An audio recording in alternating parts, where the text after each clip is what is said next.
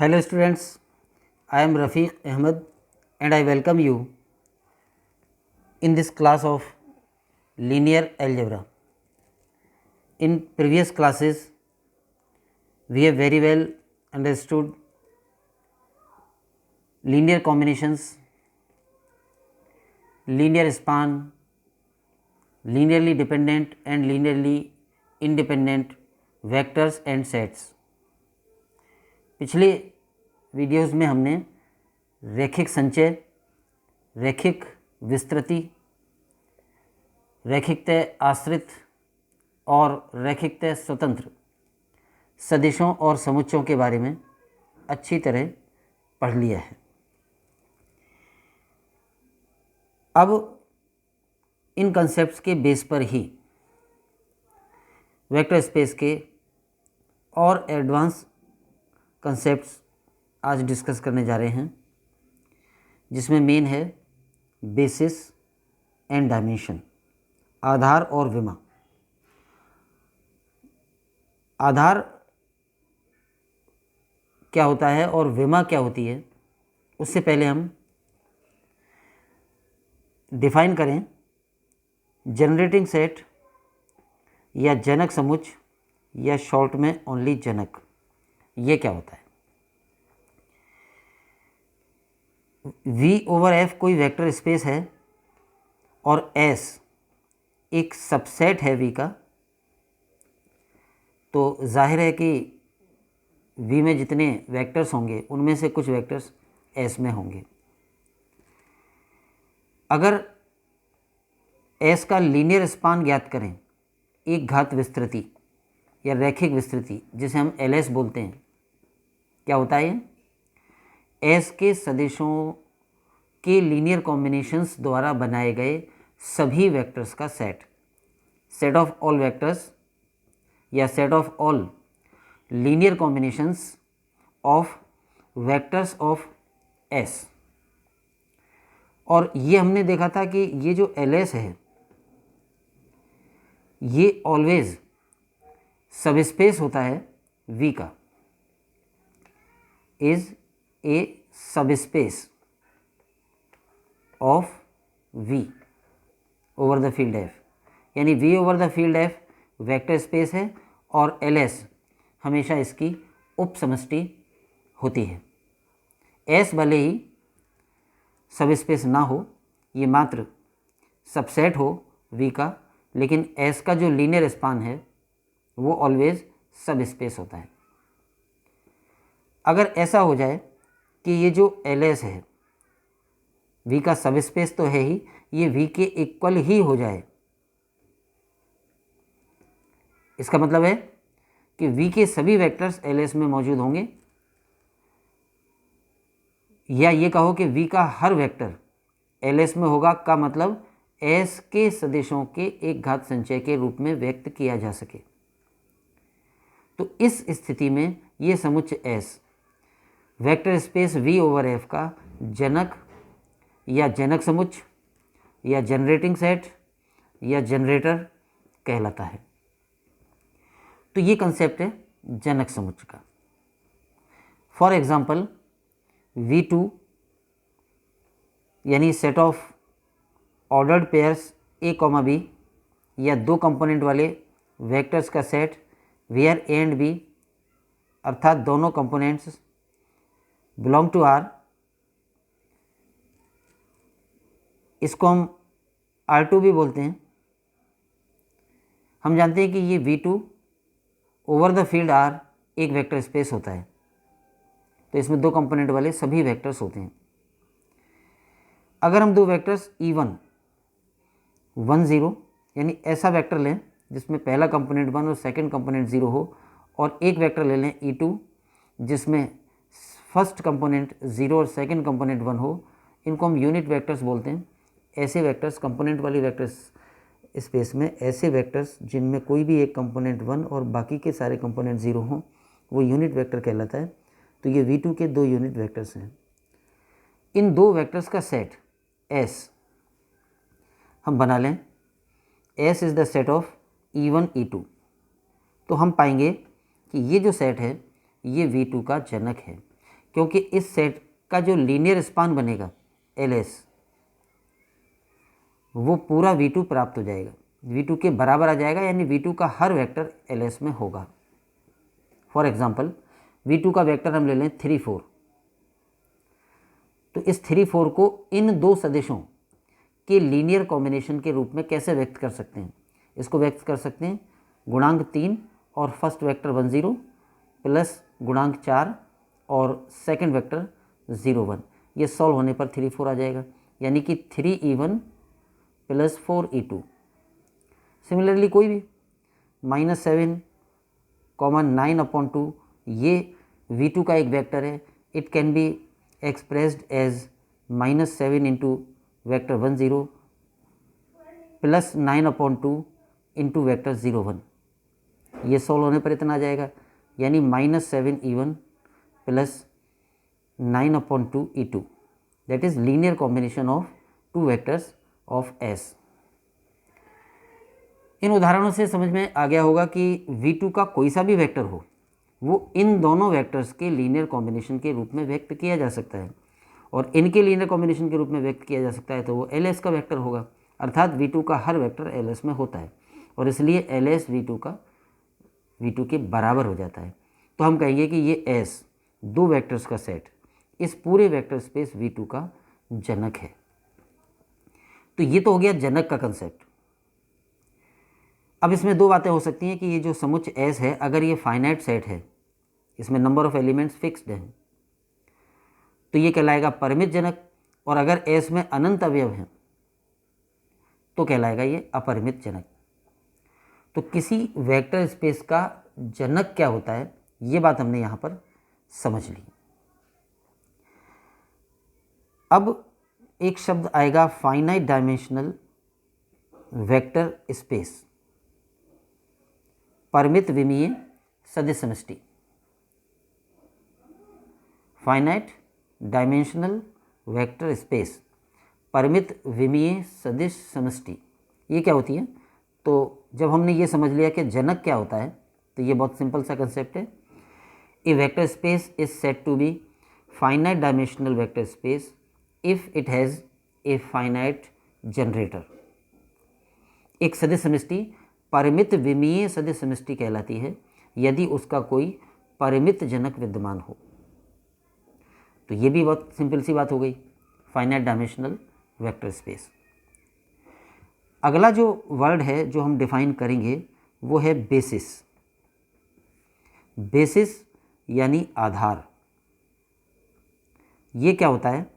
जब हमने जनक होने का कंसेप्ट समझ लिया और समुच्चय का लीनियरली इंडिपेंडेंट होना क्या होता है वो हमने पिछले वीडियोस में काफ़ी डिटेल में समझ लिया है, तो आधार का कंसेप्ट बहुत सिंपल हो जाता है। किसी वेक्टर स्पेस का ऐसा सेट, ऐसा सबसेट जो अपने आप में एलाई समुच्चय हो, लीनियरली इंडिपेंडेंट हो एंड जनक भी हो, वो अपने आप में उस वेक्टर स्पेस का जनरेटिंग सेट हो एंड एलाई हो, तो बेसिस कहलाता है, आधार कहलाता है। ये आधार का कंसेप्ट है, यानी आधार किसी वेक्टर स्पेस का एक ऐसा उपसमुच्चय होता है जो अपने आप में रैखिकतः स्वतंत्र होता है और जनक होता है। तो डायमेंशन बेसिस का कंसेप्ट ये है। ये जो मैंने एग्जांपल यहाँ ले रखा है, यहाँ पर अभी हमने देखा था कि ये जो V2 मेन वेक्टर स्पेस है, इसके लिए ये समुच्चय जनक समुच्चय तो था ही। ये भी हम जानते हैं कि ये समुच्चय एलाई होता है। क्यों होता है? अगर हम ये देखें कि जो ये समुच्चय एलाई कैसे है, तो हम क्या चाहेंगे कि इस समुच्चय के दो वेक्टर्स 1 0 और 0 1 का लीनियर कॉम्बिनेशन 0 वेक्टर के बराबर लाने के लिए यहाँ जो गुणांक रखने होंगे वो क्या क्या संभव हैं। तो हम पाएंगे कि केवल एक ही पॉसिबिलिटी है कि 0 0 गुणांक ही रखने पड़ेंगे, तभी ये कॉम्बिनेशन 0 वेक्टर के बराबर आएगा। और इसलिए ये समुच्चय एस जनक होने के साथ साथ एलआई भी होता है। और क्योंकि ये जनक भी है और एलआई भी है, तो इस परिभाषा के अनुसार ये इस वेक्टर स्पेस V2 का आधार कहलाएगा। दूसरा भी एग्जांपल हम डिस्कस कर लें इसी वेक्टर स्पेस के लिए। जैसे ये ज़रूरी नहीं कि यही एकमात्र आधार है। अगर हम एक एस सेट लें इसी वेक्टर स्पेस का जिसमें दो वेक्टर्स हैं alpha 1 and alpha 2, vector alpha 1 की वैल्यू है, दो कंपोनेंट वाला वेक्टर है ये 4 0, एंड वेक्टर अल्फ़ा 2 की वैल्यू है 1 3, तो हम आसानी से देख सकते हैं कि ये भी जो समुच्चय है दो सदिशों वाला ये एलआई होगा।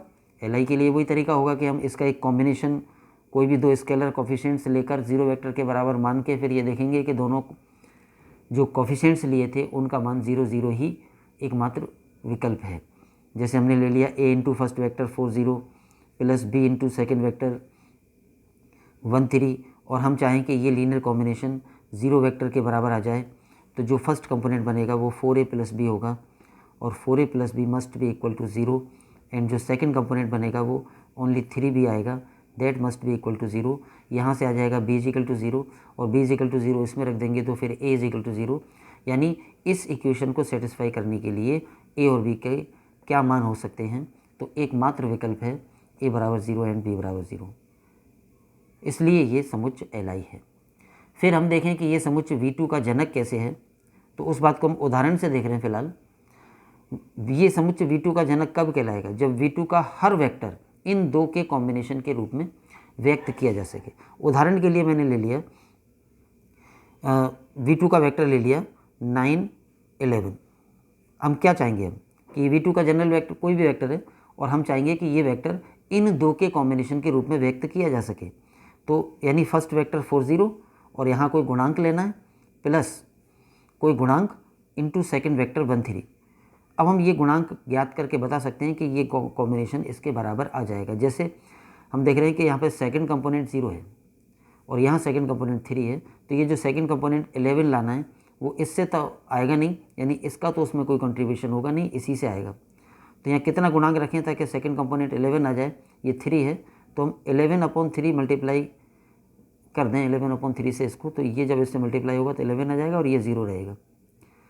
ये आ गया। इसके बाद फर्स्ट कंपोनेंट लाना है, तो फर्स्ट कंपोनेंट 9 लाना है, जो 11/3 तो आ चुका है क्योंकि ये इससे मल्टीप्लाई होगा तो 11/3 आ जाएगा और यहाँ 4 है, तो 11/3 है, 9 लाना है तो कितना और लाना पड़ेगा, तो 9 में से 11/3 घटाएं तो यह आएगा 9 इंटू 3 27 माइनस 11 यानी 16, तो 16/3 और होना चाहिए इसमें जुड़े ताकि 9 आ जाए। अब ये 4 है, 4 को कितना गुणांक रख दें ताकि 16/3 बन जाए, तो यहाँ पर हमें गुणांक रखना पड़ेगा 4/3।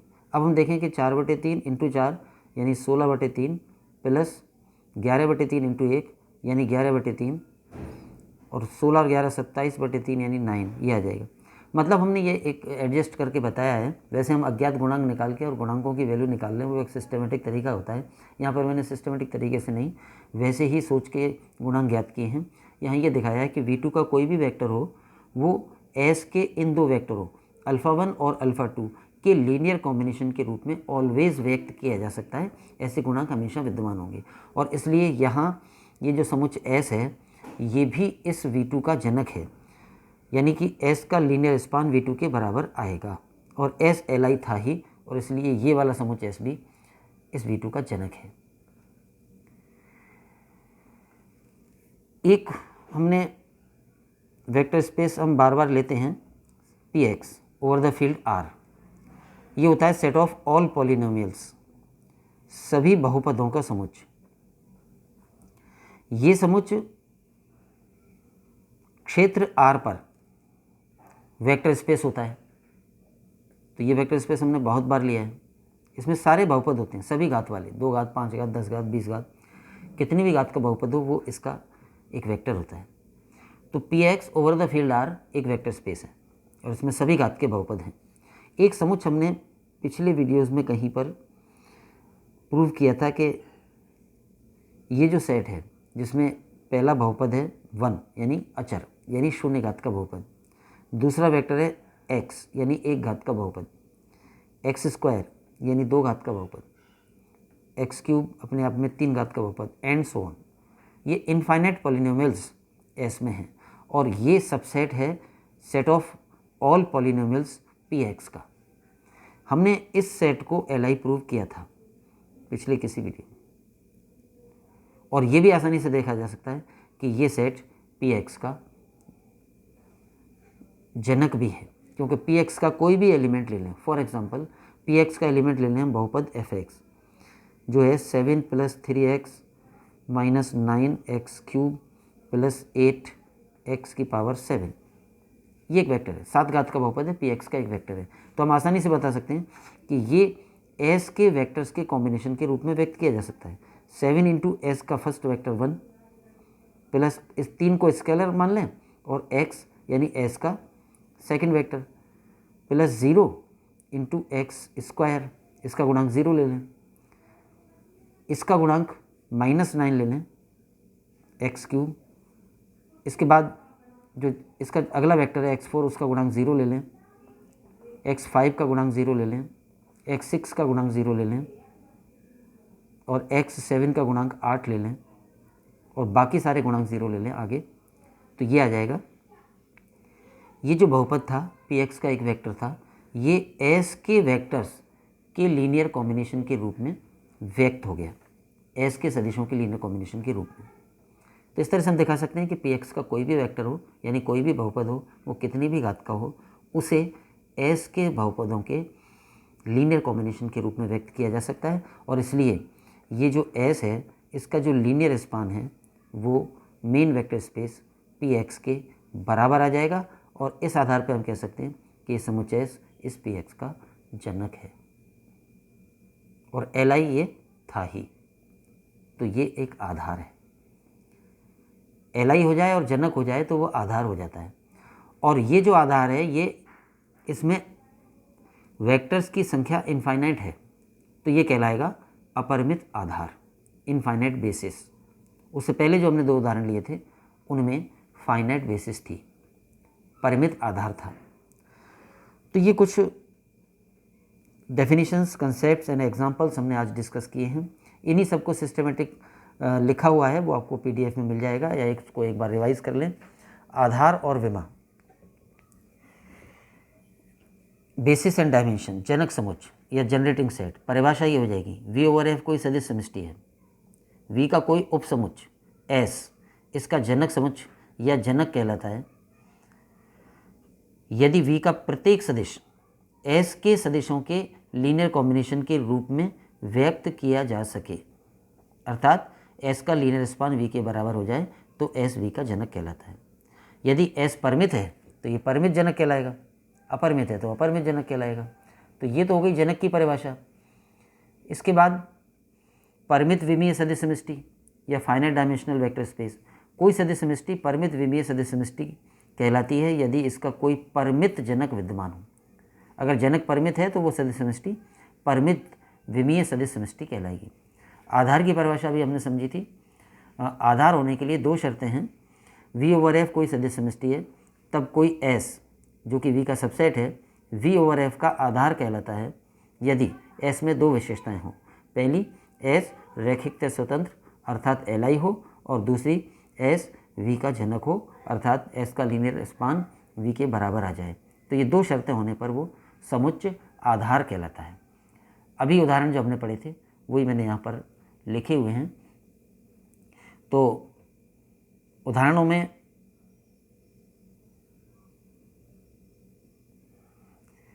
ये E1 E2 1 0 और 0 1 वाला उदाहरण है जो कि वेक्टर स्पेस V2/R का आधार है। कैसे है वो अभी हमने डिस्कस कर ही लिया। और T जिसमें 2 समुच्चय हैं α1, 2 सदिश हैं α1 और α2, ये भी V2 का आधार है जहाँ α1 4 0 और α2 1 3। और एक हमने अपरिमित आधार का उदाहरण लिया था। तो अपरिमित आधार S जिसमें कि 0 घात 1 घात 2 घात 3 घात सभी घातों के बहुपद हैं, और ये क्षेत्र R पर जो सदिश समष्टि होती है बहुपदों की P/X उसका एक अपरिमित आधार है। तो आज हमने mainly generating set and bases का कंसेप्ट, उसकी डेफिनेशन और एग्जांपल्स लिए हैं। आज के लिए इतना ही। Thanks to all. जय हिंद।